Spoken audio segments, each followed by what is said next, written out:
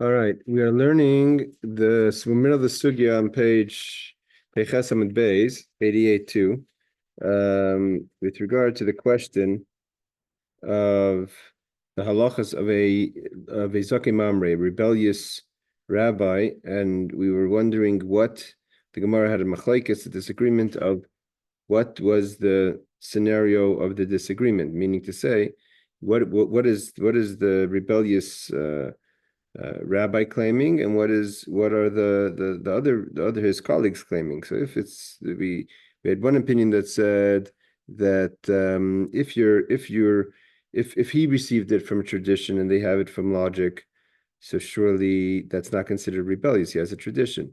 They both received it from tradition. It's also it's not a rebellious. I think he even says if both of them are using logic, it's also not rebellious. It's only rebellious if if his colleagues claim that they received it from tradition and he says doesn't add his logic. Hey, Boris. So we're in Peiches Amud Beis 88-2 on top, the first page. So we're discussing the rebellious rabbi. What are the cases that that are considered a scenario of a rebellious rabbi? So the conclusion of the Gemara was that we had last week that it is in any scenario that you add machlekes, you're a person that's adding disagreements amongst the Jewish people in the halachic ruling. Not that we're not claiming you to be a bad person, but if hey Aaron, you're a person that's adding in disagreements to Klal Yisrael, to the Jewish people. So if you disagree even on a small law, that's considered a rebellious rabbi. There was the other opinion that says it has to be in a scenario where the colleagues are using a tradition. They have a tradition that the law is according to what they're saying, and this rebellious rabbi is using logic. But the Gemara disagrees with that because we bring a case that says that there's three cases where a person in question could be forgiving of the ruling. One is a case of a rebellious wife, that the case of a sota, that the husband could change his mind and not want his wife to drink from the holy waters the bitter waters that would cause us to see clearly if if she had relations outside the marriage or not. Second one is a rebellious son, that the parents could choose not to have him being judged in court. And the third one is that the rebellious rabbi. And the end they say that we don't agree with the case of the rebellious rabbi because that he causes disagreement. And therefore we see that it's as long as the rebellious rabbi is causing disagreement, even if he has it from tradition and they have it from logic, nevertheless, hey Howard, we are going to consider that a rebellious rabbi. Okay, so now we're holding top of page 88-2, Tanya. Tanya, we learned. Omer Rabbi Yosi tells us as follows. Mitchila, meaning to say, in the beginning of the Mishnah times of the Tanoim, there wasn't that much disagreement when it came to the system of the Torah, of the law, amongst the Jewish people. Oh, sorry, y'all's coming. So when it comes to the system, the disagreement of the laws of the Jewish people, they had a pretty good system, meaning to say, that Ella Bezin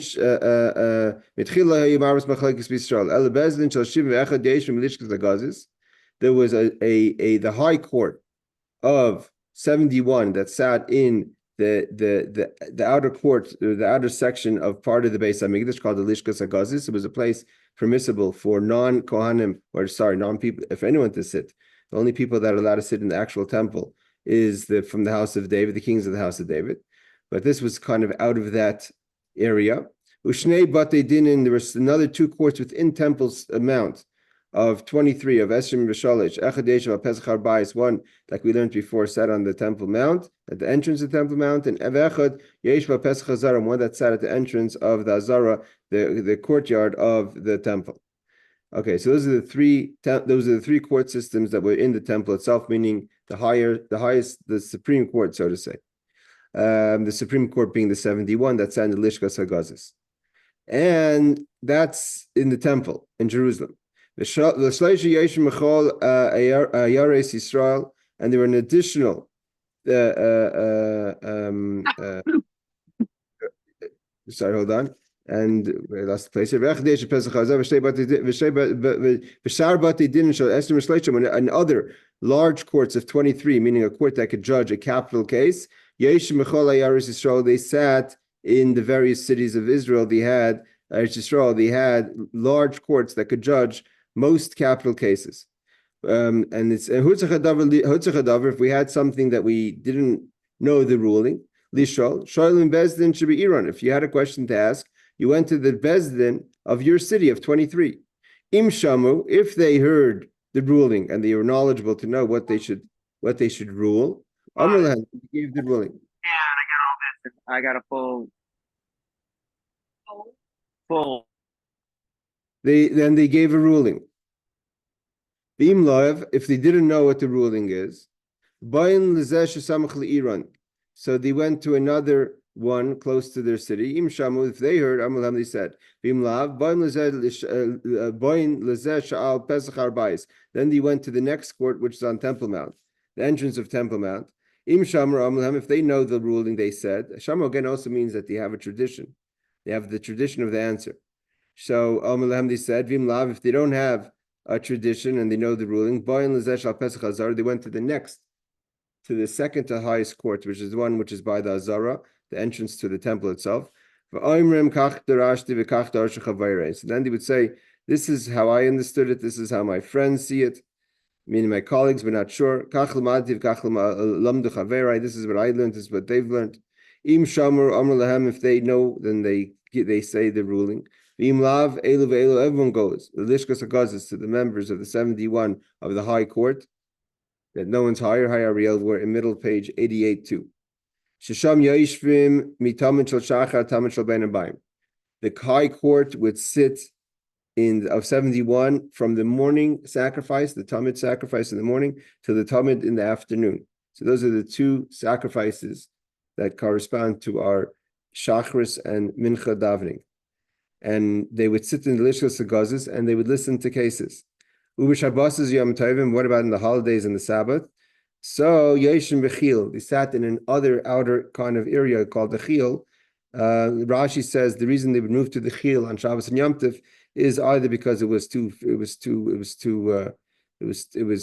hectic to be in Har Bayis, more people were in the temple. So the Lishkas HaGazis was a small place. Rashi says, because there was a lot of people that would come on holidays, so the Lishka wasn't a big place, so it could handle sitting in sessions of court in a regular day, but on a holiday, there were too many people. Main thing is because it was very close, it was right there by the Temple Mount, so everyone would see them, so because there was a lot of people there, so they moved to the Chil, which was a more private space. Okay, so B'Yom Tov Yeshim B'Chil. That's just a seemingly and like kind of a technicality. Nishla Sheil B'Fneim. Then they would ask the question that is bothering everyone. Im Shamu, if they had clearly the answer that they've heard the tradition of the question at hand, Amrulhem, they would give a ruling. V'Im Lav, and if they didn't, the minion, they would have to go to a situation where they have 71, which is an odd number, and they would go to figuring out the ruling, and they would go to counting, so they would count a majority. If most of the 71 say that the question in hand is impure, if it's a question of purity, so tamu, then it's considered impure. We're talking about in a scenario where the question is a case of purity or impurity. If more people say no, it's pure. Taru, meaning to say that they took in a consensus and they went after the majority.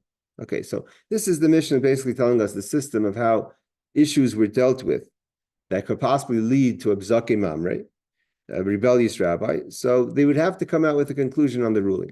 And after that, he continued to teach or to advise people to do it according to his way. So then he was considered Zaken Mamre, according to all the arguments we had in the Mishnah of different opinions of when is a Zaken Mamre put to death.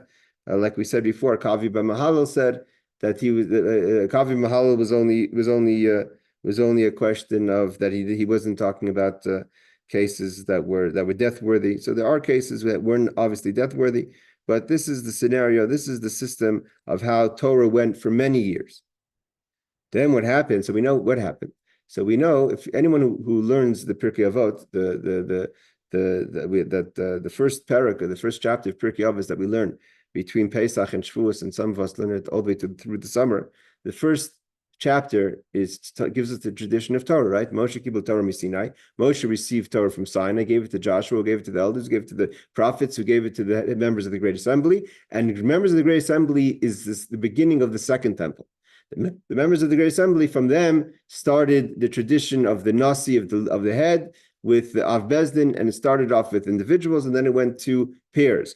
The first machlekes, although they're going to say, hey, Shuk, middle page 88, although we're going to say that the main machlekes started from the students of Shammai and Hillel. So Shammai and Hillel are maybe 6, 7 down the line of the Nasi, meaning the prince, the head of the spiritual head of the Jewish people, and the Av Bezdin, the person in charge of the Bezdin. Shammai and Hillel, what we know, everyone knows Shammai and Hillel. Shammai and Hillel had 2 main yeshivas. Shammai opened his yeshiva, and Hillel opened his yeshiva, up through the destruction of the Second Temple, well into this time of Yavna, around the time of Rabbi Gamliel of Yavna. There was mamish of machlekes. The machlekes even got political in the times of the destruction of the temple. The house of Shammai were with the zealots. The house of Hillel, like we know, Rabbi Yochanan and Zakkai, was more on. It took a passive approach to dealing with the Roman question. So the machlekes start to get really bad. But the truth is, the first machlekes that the Torah teaches us, I think it's in Adius, is the machlekes of Yosef ben Yehozer and Yosef ben Yochanan Ish Yerushalayim. That they had a question about smicha. How do you put your hands on top of the sacrifice? That was the beginning of machlekes, where Beis Hillel took one side, Beis Shammai took another side. But when it got a bad argument that it had to be dealt with, that was in the times of the house of Shammai and the house of Hillel. Okay, so therefore it says, he continues, Mishirabu Talmidei Shammai v'Hillel.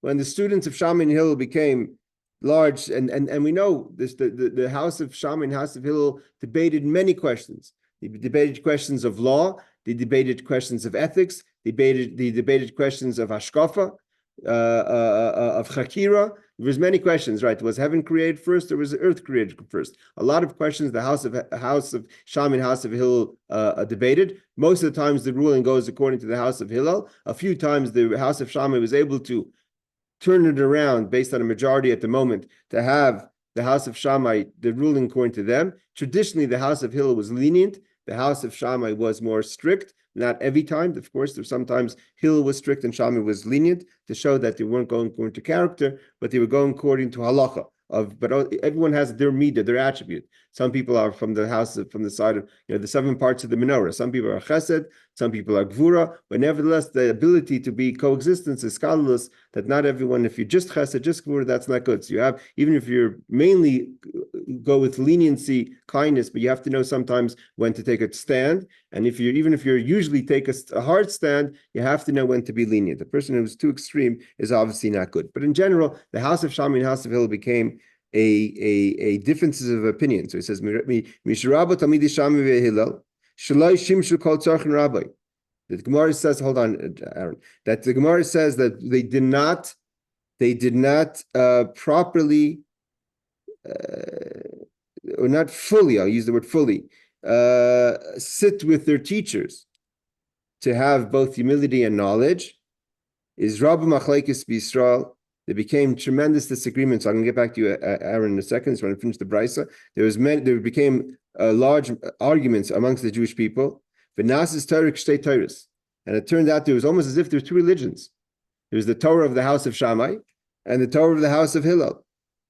Misham, and that's a side note. Okay, Aaron, you wanted to ask something? Yeah.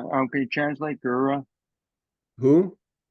Gura, whatever. You said there's 2. I can't pronounce it. Yeah. Gvura, severity. The house of Shammai went more severe. If you had a question of pure or impure, you would usually go with impure. If they had a question as 1 or 2, they went with whatever the more strict number is. How small does a piece of a body have to make something impure? The house of Shammai would say a smaller piece, which would make it more difficult to keep people pure. But the house of Hillel would say a larger piece of something that would make impurity. So usually the chesed means kindness, so they went more lenient. Heter, they went more to the lenient side, and the house of Shammai was more severe, gevura, and they went more with strict side. That's a So side. Gvura means strict side? For severity is the actual translation, Oh, or strength. But it represents an attribute of a person who's more hard and strict. Okay. The Mishnah continues. That was a side note. It doesn't say how we fix the problem of the machlekes of Sham and Hillel. It just told us that's what happened. Now it continues. From the great Sanhedrin, is Koisim v'Sholchim Chol Mekaymis. They would send out it like this. They would send out notes as follow. Kol mi shehu chacham. If you are a person who's considered a chacham, a wise person, v'shafel v'erech, and you are also a humble person, v'dasa brius nechim, and people, you're pleasant to people. So here he gives three qualities of a judge. One quality of a judge has to be smart. You have to have the knowledge. That's number one quality. Number two quality is you have to be humble. And number three quality is you have to be likable. You have to be a pleasant person. It's possible that you could have one or two of those attributes and not have all three. You could be humble and smart and still not likable. You could be likable and smart and not humble. That we've seen plenty. And you can be humble and likable, but just not smart. So it's very connected to this week's parsha, right? We say that the daughters of Tzlavchad, they were darshanim, they were chachamais, they were smart, and they knew how to learn good. Not always does it. Not everyone who knows how to learn or knows how is smart or knows how to darshan. They were able to give over drushes, but not always they had what to say. So they were both smart and they knew how to get what to say. So same thing over here. It says the quality is you have to be a smart person, a humble person, and a pleasant person. So then they would say if you could say honestly, you qualify those three things, become a judge in your city. If they see that you're qualified, right? Not every judge gets elevated, but if you see you're qualified, then you get noticed if you do a good job in your city, like in any court system, right? You climb up the chain of the judicial system. You could eventually make your way from a judge to sitting on the Supreme Court. You go to Temple Mount. Then you go to Zara, which is the next level, which is by the temple itself. Then you go into Lishkas Agazis, that's within the temple. Okay.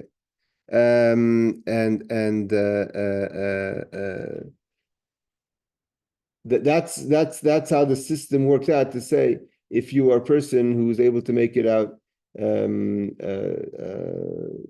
the high level. Then it says, Shalchu mitam, he sent from Eretz Yisrael, mitam is from Eretz Yisrael, Ezu ben Olam haba. You want to know who a person is, a person of the world to come? Like the commentaries say, well, everyone's a person of the world to come. We're talking about that you have a fast pass, you go right away to the world to come.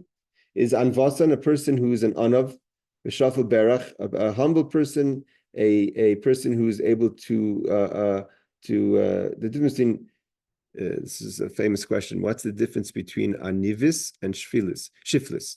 Right? So seemingly they both mean humble, but they're not. It's not really exactly the same word. The word anav means humble. The word shafal means low. Shafal berach means you're not standing up too high. You're to lower yourself is different than to be humble. Sometimes a humble person has to stand high in order to do what they have to do. Not every humble person is a shafal berach. So there's a difference between, in general, when you say someone is an onev or someone who's a shafel. Yes, Shuki? Oh. Shuki, you want to ask something? Okay. The onev is shafal berach. Shaif aili v'shaif nafik. He walks in bowing. He walks out bowing. Means to say his humility is visual in how he goes about himself. Vigoris v'raisa tadira, learns Torah constantly. Like he says, he's shoked, he's toils in Torah. And he's not looking for any reward for that. So they want to say, what is a complete person of the world to come as a judge is a humble person, a shafel person, a person who shows it in his body, so to say. Ariel, you have the steinzas. Does he say over there does he translate the English word differently for shafel and anvasan and an anav?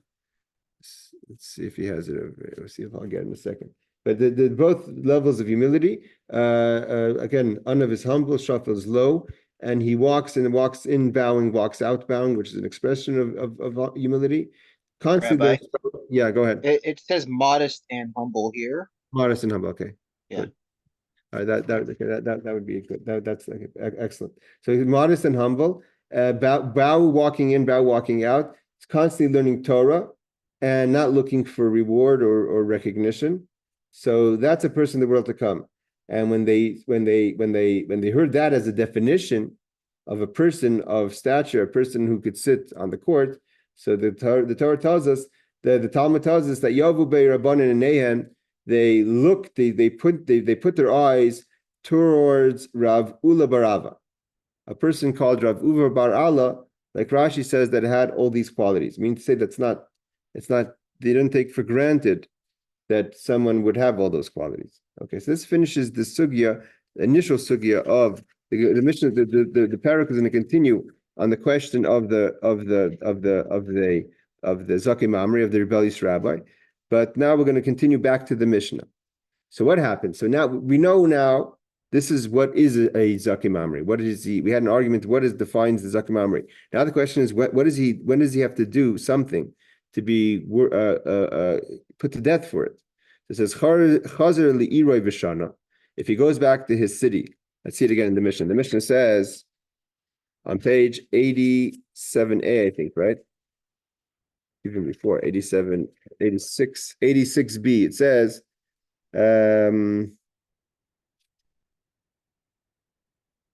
all right, to get the ruling from the High Court, and it says, if he goes and he teaches the way he was teaching, it's not considered, he doesn't get put to death. However, if he's Hayra, if he tells them, if he gives a ruling to do as he says, then he's considered a rebellious rabbi, and he gets put to death. So now the Mishnah says again, bottom page 88 too. If he goes back and just teaches what he was teaching, is Taner Rabbanan Ein Chayev, a person is not considered a Zaken Mamre, a rebellious rabbi that gets put to death, until he does according to what he was been ruling. He acts on his own ruling, or he tells others to do what his opinion of the ruling is. So the Gemara asks on that, I understand in the case that he teaches others this is how they should act, not just the study of it, but how they should act. There's a difference between, again, you have to remember, there's a difference between halacha l'maisa and Torah study. When someone says, I'm giving you a ruling, this is how you should behave, is different than if the rabbi says, this is how I understand it, but if you want to know exactly the halacha, open the Shulchan Aruch. So it's not the same thing. But if he goes back and he tells them, this is the ruling, this is how you should behave, it's kosher, it's not kosher, it's permissible, it's not permissible, and it could be a question like we learned before, all the questions that could jump into ideas of being put to death, right? Something, whether it's karis, whether it's money questions, monetary questions that leads to a woman getting married when she shouldn't get married, she wasn't really married, she was single, all those questions that we've studied before. So, and he gives a ruling, that's how it is. So the Gemara says, I understand if he tells others the Yasik Ras, and then they do what he told them. So Mikarav Lav Bar Katlu, Bahash Bar Katlu. So what changed? Means the Gemara is saying what changed? He goes to he has a disagreement of the ruling of the law.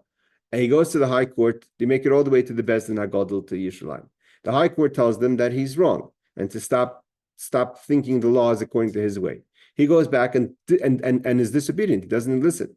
He continues to tell the ruling is, like I say, not according to his colleagues that got the okay from the High Court. So something changed there. What did change there? It means what he's doing actually is not something that would put you to death. But it means he didn't do anything. He's just teaching Torah. But because he's teaching Torah against what he's been told, so now he gets put to death because that's he's a Zaken Mamre. So it says that's what he's saying, that Mikar before Lav Bar Katlahu, just for teaching before he was proven wrong, doesn't put you to death if you made a mistake in the ruling. But now that he was told that he's wrong, so Vahashta Bar Katlahu, now he's wrong. So he gave a ruling that therefore he gets punished for the ruling. The Gemara says, but if he himself acts on his own ruling, that was also in the category of death penalty, because he did something that the Torah says that if you do it, It's like anything. It's you eat chametz on Pesach, right? If he eats chametz on Pesach any time of the year, before he goes to the high court, it's kares. Whatever. It could be he won't get kares because it doesn't fit all the criteria to actually be put to death. But if he does something that the Bezdin would put him to death, right? So it could be technically it won't work out, but he's done the action, the deed, so to say, that put him to death. So what really changed? The Mishnah should only say that the definition of a Zaken Mamre is in how he teaches people, not how he acts. Because even if he would act on his own ruling, if he was wrong, and they would warn him and tell him not to, he'd get put to death anyways. So Mikar Nami Bar Katlu. So the Gemara says no. Hati nechecha the oiri bechele v'dam the Mikar Vai Bar Katlu v'hash Bar Katlu. Let's say chelev and dam. Chelev and dam is the forbidden fats and blood. The punishment for eating forbidden fats and blood is death by heaven, but not death by court. So even though before he disagreed, he said, well, what does it mean disagreed? He said this is not considered blood, whatever the question is at hand, or he said this is not considered forbidden fats. He argued on what's forbidden fats, right? So even though if he would eat it and he's wrong, and God says it's amazing, then he would get put to death, but he would get put to death by heaven. He wouldn't get put to death by the courts. That mikar lav bakatlu, he doesn't get put to death by the courts. Hashta bakatlu, now he gets put to death by the courts for being a disobedient rabbi, not for the eating of the fats itself. That's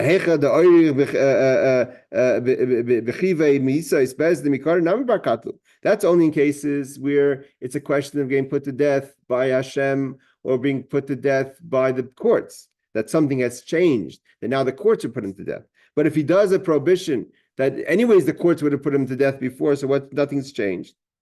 So what was added? The fact that he becomes a rebellious rabbi. He would also be put to death. So the Gemara answers no. Let's say he violates a prohibition in Torah that the courts would put you to death. So before he would get a warning. They would say, listen, you can't do this. If you do this, we're going to put you to death. And if he qualifies for all the complications of a person who does something when he's not supposed to and he gets put to death, he would be put to death, but he needs the warning first. But now he doesn't need warning because he's already been warned in the high court that the ruling is not according to him. And if he does it even without warning, he'd be put to death. Aaron, you wanted to ask something? Yeah, why you bring it up? Because rabbis should know better. And I know he's rebellious, but I'm just saying, We're talking about rabbis that are not acting according to the way they should. So you're saying, can I just wait one thing real quick? So just to bring up my my background reform. So you're basically saying like these reformers who want to change things. No, it's not. We're not talking about Ariel. Hold on a second. I want to get to your question. We're not talking about a question of reform conservatives. We're talking about I know that, but I'm just saying. I'm just using it as an example because that's how I understand it. Like these people want to change something, and that's why they're rebellious. You would want it. It doesn't even have to be in a scenario where the person is looking to change Torah with whole corrupt ideas that he's trying to change the system. It could be he has like it says he has another tradition or he understands the rulings. He's trying to do it within the laws of Torah, but the Bezdin told him stop. You're wrong. So stop ruling this way or stop acting on this way. Ariel, you want to ask something? That's interesting that he doesn't require forewarning on this, because in other cases, if someone is forewarned and time has passed, it doesn't count. That has to be immediately before the fact. Oh, so that's an excellent question. So this is actually what the Talmud is telling us.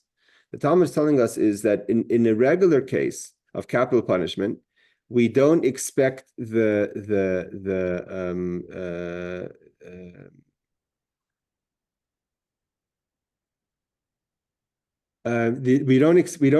expect the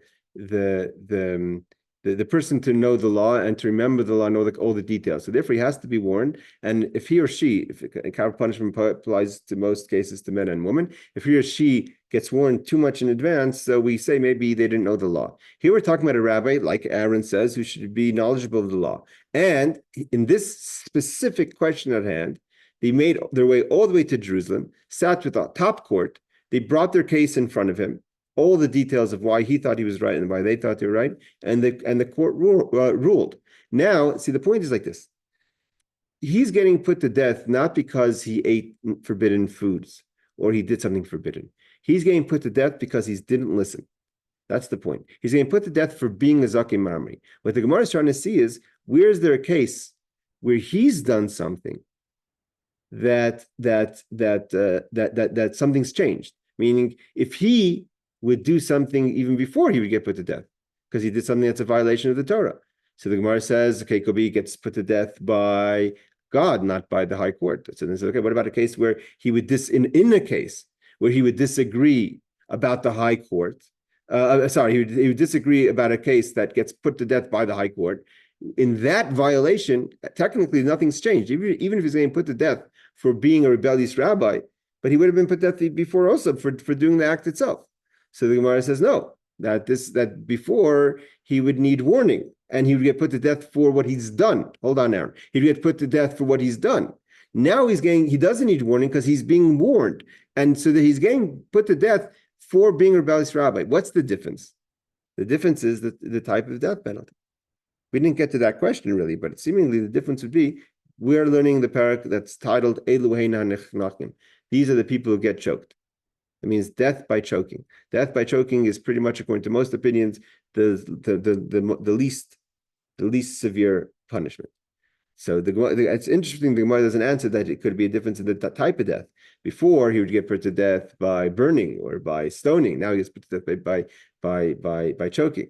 But evidently the Gemara could answer, well, if he does a violation that puts him to death by one of those things, he would get the higher. The rule is if you have two death penalties, you get the higher death penalty. So, but it's interesting that the Gemara doesn't tackle that question. Yes, Aaron. You just answered it. Oh, okay. So the Gemara is trying to find the case where something's changed. Where if he did it before, he wouldn't get put to death in the same case. So I have a small question. I'm sorry. What happens to the person who listens to the Zaken Mamre? I mean, I'm assuming that someone had to violate some law and say, well, this rabbi told me to do it. And like you bring up this court case, it can't just be like a theoretical argument and the rabbi's telling people to go and do things. Someone had to actually have violated the halacha somewhere, right? So what happens to that person? Okay, so good question. So the Mishnah says that if the rabbi is just teaching the Torah, giving a Torah class, and not giving a ruling, that's not considered Zaken Mamre, a rebellious rabbi. He has to be telling people, this is what you're supposed to do. The person who's acting, traditionally we have in the Torah cases where the Bezdin gives wrong rulings. It's possible that that's why we have chatas. We have an ashram. We have special sacrifices of atonement for when the community sins, or when the nasi sins, or when the head of when the high court sins. And the question is, sometimes the kapara is done by the high court atonement, and therefore everyone else gets atoned by their sacrifice. I think we've touched on that sugi before. And sometimes if the person knows that what they're saying is wrong and they do it anyways, then it's their business to do atonement. Right. But isn't there an inyan also of, like, if I know something is treif and I give it to you and tell you that it's kosher, then I'm responsible for you eating treif. You're not responsible. Yes, surely. So I'm saying this is similar in that case, right? Where you have a figure who's telling you this is what the halacha is, and they're doing it knowing that it's incorrect. So it's the same concept. Yes. But I'm just saying, but in theory, you're right. The point, we're not discussing the student or the person, the asking person, that he or she who asked the ruling and gets ruled by a rabbi and takes that rabbi's ruling to heart because he's a rabbi. Then of course the person who's questioning is not. But we do have, hold on a second, Aaron. But we do have scenarios where the Torah talks about for atonement of avodah zarah, let's say, that the Bezdin is wrong and you acted it on your own because he said, well, they said to do it, so I'm listening to them, even though you know that they're wrong and they can make a mistake. Everyone can make a mistake. The highest courts can make a mistake. So the Torah talks about it. Then there are a lot of questions if that person not going to get put to death, but does that person have to bring a private atonement? Yes, Aaron. Okay, just to go further on his question when he brought up the kosher thing. So let's say the rabbi, okay, so you have to make the killing at the proper spot with one swoop. If you for even split second hesitate, then it's not kosher. But if the rabbi, if it's all based on your eyes, so if there's two people watching the guy do it, and one rabbi says it was kosher, and one rabbi says for a split second he hesitated, even though it's very hard to tell, then how do you know if he's rebellious or not? Because that's not that wouldn't go into the case of rebellious. That goes into the question how we look at when we have two witnesses against each other. That's not a question of rebellious. The rebellious rabbi is not a question of what happened, of testimony. It's a question of what's the ruling. It means he has a tradition of and it was like that. The tradition came down different ways. He has a tradition that it's A, and the other the Beis Din has a tradition B, or his logic tells him based on the system of ruling A, and the other one says the system of ruling is B. But when we're talking about a question of facts, did he do his shechita properly or not? That goes into the question of how we deal with information that's contradictory. That one witness says A, one witness says B. So then the Torah has a system of how that works out. If they rule and he goes against that ruling, is something else. But I'm saying in a question where we're in doubt of the situation, and that falls under any question when we have a doubt about a situation. We have two sets of witnesses or two sets of a single witness. Then we have a system of the Torah that tells us how we come into conclusion. If it's a suffix, if it's a suffix deraisa, if it's a suffix derabanan, if it's a biblical question or a rabbinic question, etc. Okay. I have So another quick Uh-huh. question here. That this is not exactly parallel to this because it takes place significantly after we didn't have a Sanhedrin anymore.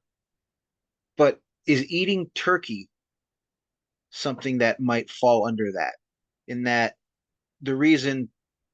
my understanding is the reason that people started eating turkey is because they understood that other Jews were already eating it and they were mistaken. And then at a certain point, we found out that we were mistaken originally, but now we had a tradition of it. So we still eat turkey. So there are students of the Shalah who don't eat turkey, I believe. There are groups who don't eat turkey, but that's minhag. That's different. That, like you said, this is after. Again, we have the Mishnah that says, what are the questions? The questions have to come to questions of kares, or is the questions of we're going to see soon. We're going to tackle soon still some more questions of what is Right, but rebellious. what I was saying is that seems to me like a situation where in the times of the Sanhedrin could have led to a Zaken Mamre. It could have if it would have the qualities according to again, there's Rameir, there's Rabbi Yehudah, there's different questions of what are the cases. Is it a case? We're going to see soon. There's a Tosfos that says, an amazing Tosfos, the Tosfos and the Ran that say the only case of Zaken Mamre is on Tefillin. The only time there's a question of Zaken Mamre is about Tefillin if it's 4 boxes or 5 boxes. But according to, let's say, Rameir says it's only questions of kares, or according to Rabbi Yehudah says it's only questions of rabbinic, which would be maybe the question of the turkey. Let me see, Shruki, what did you add over here? I didn't have the Bashkins also don't eat turkey. I just wanted to bring that up only because when I was living in Postville, I actually learned with several of the rabbis, including the Rabashkins that were there, the logic that they had passed down from the Shalah. So the argument was over whether or not you can eat them, not whether or not you're allowed to get hana from them. And so there's some weird, very, very, very particular distinction that they use from the Rambam to offset the two. But like, this is not a case of treif or not. It's a case of whether you can eat it. Yeah, so if it's a kosher animal or not. Right, because if it was treif, you wouldn't be allowed to shecht and sell it. Like yeah. that, you can't get the hana from it that way. And that was a big distinction there. I see what you're saying. Interesting. Now, I just in short, if we're already talking about the subject, I think that the question of the turkey is the turkey's a predator, and midos, at the way that the character of the bird is a question. So if it's a predator, if it's a hunting bird, so to say, so we don't want to eat that kind of bird. So I think that's one of the reasons why the students of the Shalah don't eat the turkey, because it is a kind of a predator. I think it's amongst those. Well, it goes into that question, but that's okay. That's already going into other questions. But yeah, Ariel could be. You definitely don't want to come across a wild turkey. A wild turkey, exactly. So he says like this.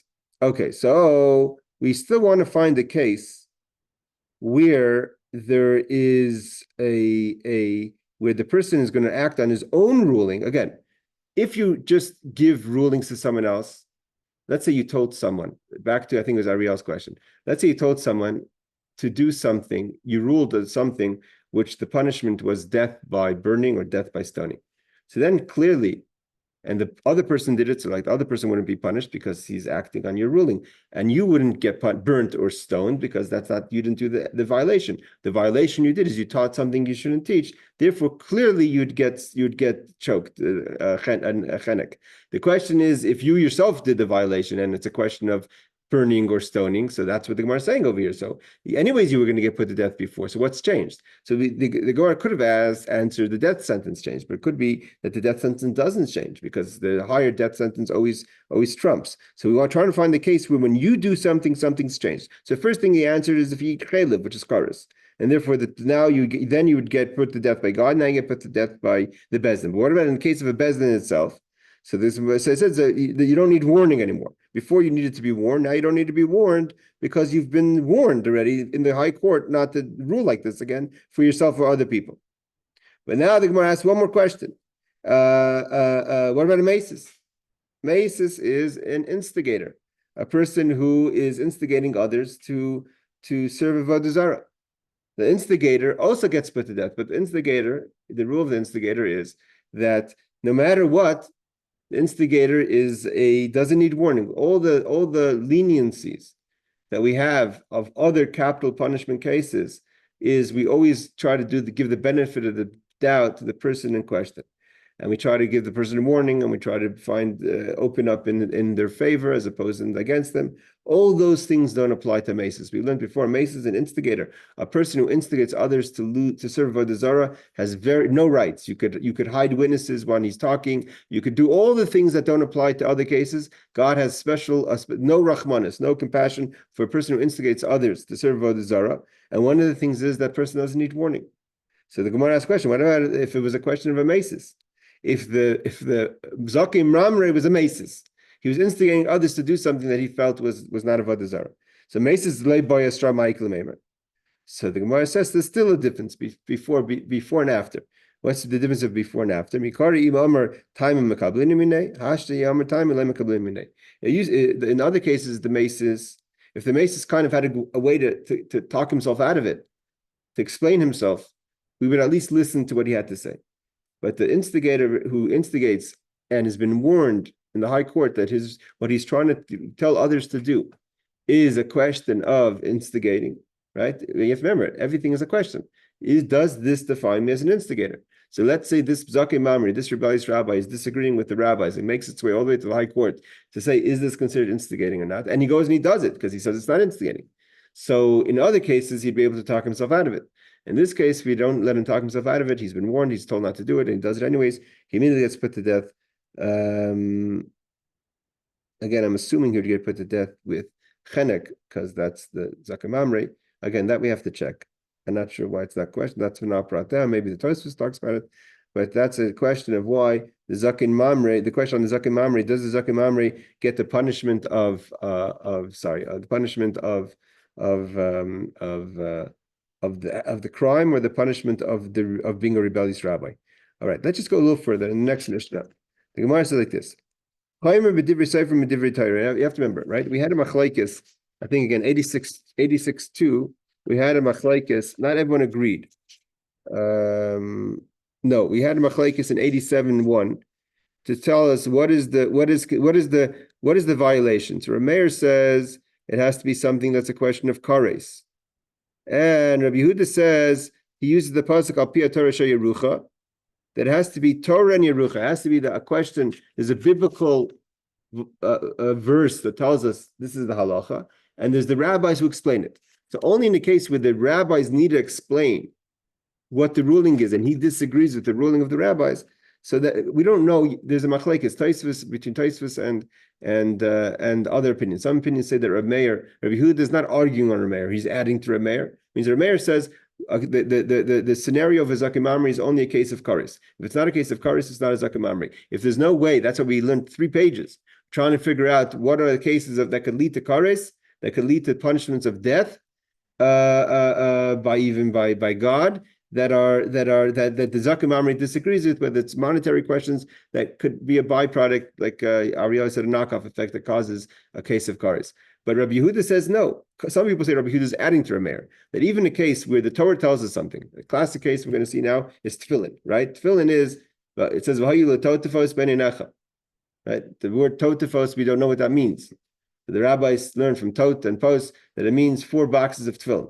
But if one is to learn the biblical pasuk in Torah that says about tefillin, we don't know what tefillin is. So we have a verse that tells us we have to do something.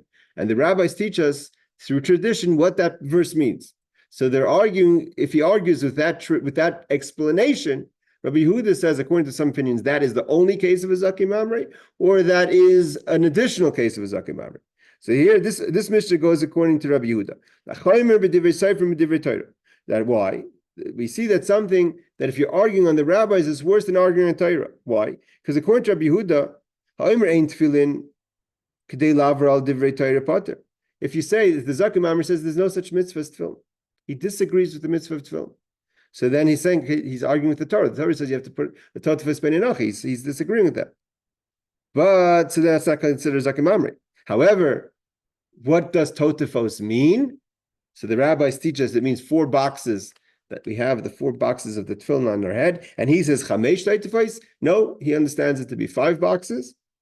He's coming to add to what the rabbis understand the verse to mean, or teach us what the verse to mean. Then you consider it Zaken Mamre. So the Gemara says like this. Let's see the Gemara. We'll go a little into the Gemara and stop there. Amar Rebellious Elder says, Amar Rabbi Yehudah in the name of Rabbi Yehudah, in the name of Rabbi Yehudah.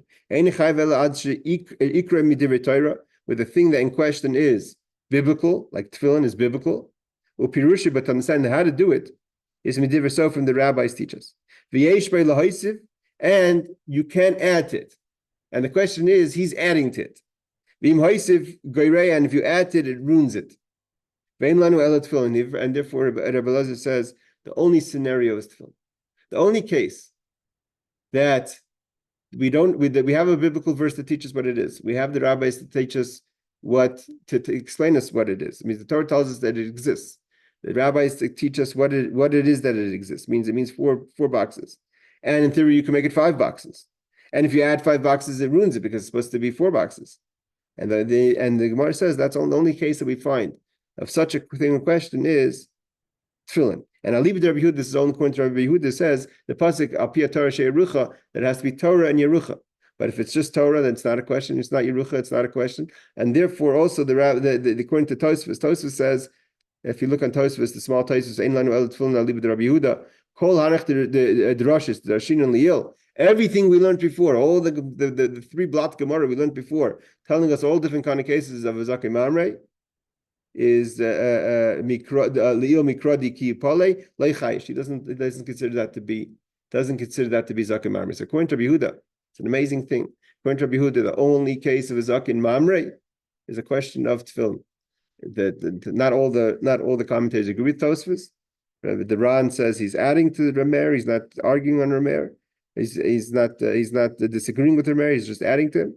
But he says ein lanu ela tefillin, and it's according to Rabbi Yehudah. So we just do one case. The Gemara asks a question. Why are you saying there's a lulav? Right?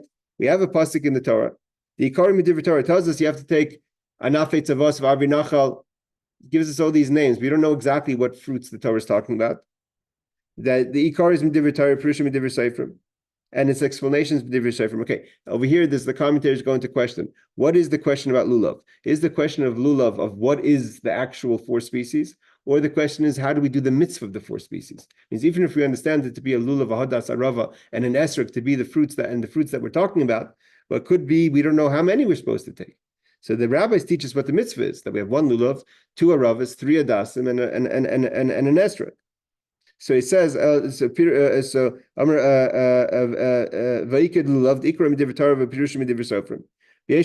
because you could add it. Again, the yesh by the haisif is also a question. What could you add? Could you add a 5th species, or is it talking about adding 2 of the same species? V'im haisif garu, and if you add, it also makes it bad because it's if you're disagreeing, you're doing a mitzvah that's not part of the mitzvah that's supposed to be done. Belulav my svirlan. So we find the belulav. So it says, what are you talking about, lulav? If you're saying the four species don't have to be tied together, so what's the difference if a person takes a fifth species, or if a person takes too much of one species? It doesn't make a difference. It doesn't have to be tied together. As long as you're holding the four basics, you're good. So he didn't do anything wrong. And if he's saying it must be tied together to do the mitzvah, says it becomes bad the second you create it. Meaning, according to one of the technicalities, according to Rabbi Yehudah, is that it has to be 4, and from 4 you make it 5. It has to be kosher, and then you made it unkosher. So you have 4, and then you make it 5. But the lulav, if you don't tie it together, so just holding in your hand an extra species doesn't mean anything. You're holding the 4 that has to be there. If you have to tie it together, it never becomes a mitzvah, because as soon as you tie together 5 species or too much of one species, so then you never made the mitzvah. So it has to be something that was kosher, and you add it to make it unkosher. Garei, you have to add to it. So it's he says agud. It's a garuv aimetu. So therefore, you can't say lulav. Veikat tzitzis. There's tzitzis. The ikari midivrei Torah. The tzitzis we have the initial understanding from the Torah. Pirushim midivrei Sofrim. The rabbis teach us it has to be 8 strings, 4 strings that turn into 8 strings that have to be knotted together. So a person could add more strings. And if you add, you can make it bad. The tzitzis ma'isverlan. What are you talking about in tzitzis? Isverlan the kasher elyon lav deiraisa. If you're holding that there is no biblical obligation to tie the tzitzis together. So what's the difference if you have 8 strings or 9 strings? You have the basic strings that you need. The isverlan, and if you hold top of page 89, the kasher elyon deiraisa, that as soon as you tie it, the tying it is biblical. You have to tie it together. So the second you tie it, you tied 9 strings as opposed to 8 strings. So it was never kosher. Again, tefillin is where you make 4 boxes and you add to the 5th box. So the Gemara says, what do you mean? That doesn't make sense. Because anyone who's been to a sofer knows how tefillin is made. Tefillin is made from a single piece of skin in a complicated box of wood that he put in the box of wood and make the skin soft until it becomes 4 boxes. So there was never, what do you mean that it once was 4, now it's 5? He says, if